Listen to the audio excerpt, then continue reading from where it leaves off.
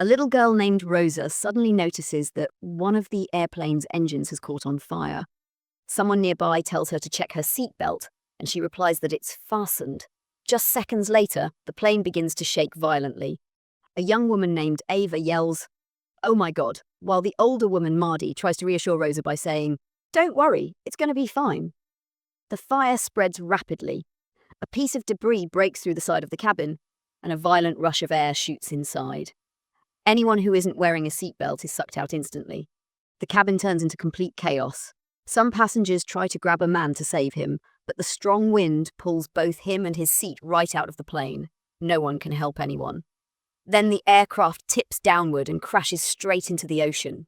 Seawater floods into the cabin as the plane sinks deeper and deeper. Eventually, it gets lodged against a large rock beneath the sea. The plane becomes silent. Everyone in the front half of the cabin dies from the flooding. In the back section, which is tilted upward, 7 passengers manage to survive. But the danger isn't over. Water could rush in at any time and drown them all. Brandon looks around and says, "The slope is about 30 degrees. That looks like pretty stable stuff out there, so we should be okay." He believes the position of the wreck might hold for now. Jed, worried, replies, "What are we going to do? We're going to run out of air." Brandon calmly tells him, "Don't think about what can go wrong. Think about what can go right." Ava tries to call for help on her phone, but there's no signal this deep underwater. The flight attendant tries to reassure everyone. He says that the captain managed to contact rescue teams by radio before the crash, so help should be coming. All they can do now is wait and stay calm.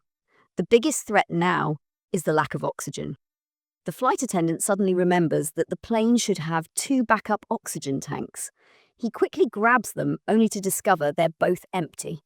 It turns out that one of his co-workers didn't do their job and never checked them. At this point, Mardi says she saw a man sitting near her during the flight with a medical oxygen tank beside him. Brandon immediately takes off his shirt, prepares himself, and dives into the flooded front section of the cabin to retrieve the tank. He swims through the wreck and finds the man. He manages to grab the oxygen tank. But just as he turns to swim back, a shark appears in the water. The others watch anxiously from the back. Moments later, Brandon resurfaces and hands the tank over to the others. That's when they see his legs are bleeding badly. He tells them to stay strong and keep fighting for their lives. Suddenly, the shark drags him back underwater. The others are frozen in fear and shock. They didn't think it could get worse, but now they realize the sharks might kill them before the oxygen runs out. To protect themselves, they all move into the rear cargo hold. Mardi, who once worked as a battlefield medic, notices that Kyle's arm is badly injured. If they don't treat it soon, it could become dangerous. The flight attendant grabs the first aid kit, and with the help of the group, they manage to stabilize Kyle's arm. Meanwhile, up on the surface, a rescue helicopter arrives and begins searching the area.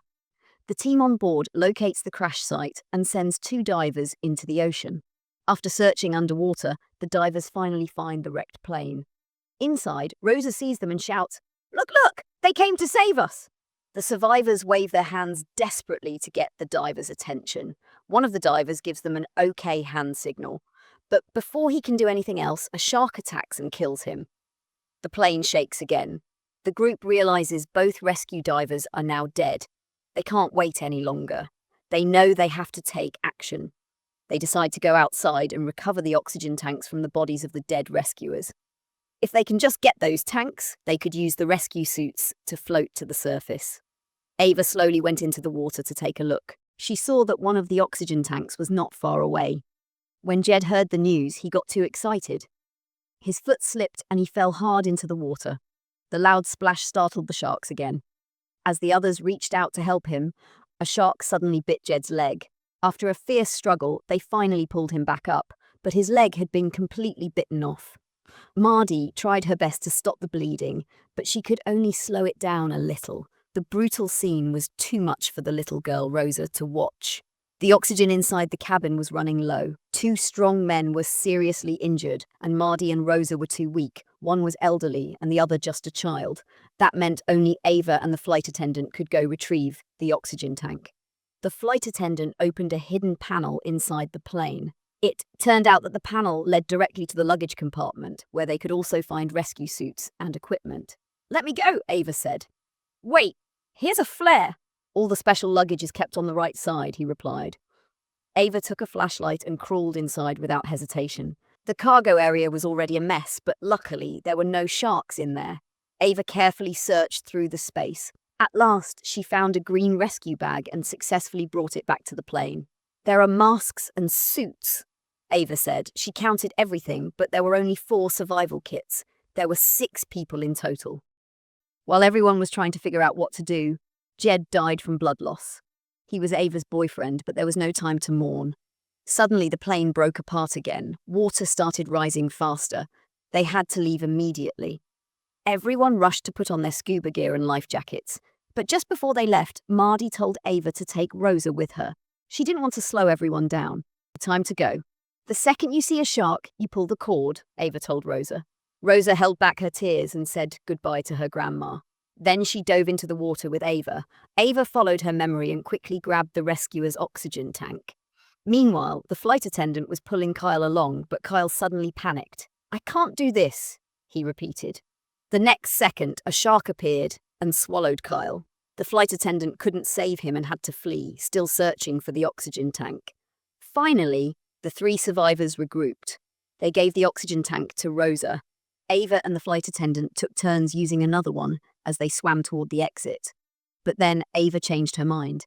She told the flight attendant to take Rosa and go first. She wanted to go back to save Mardy. As she turned around, a shark swam directly at her, but instead of attacking, it passed by without touching her.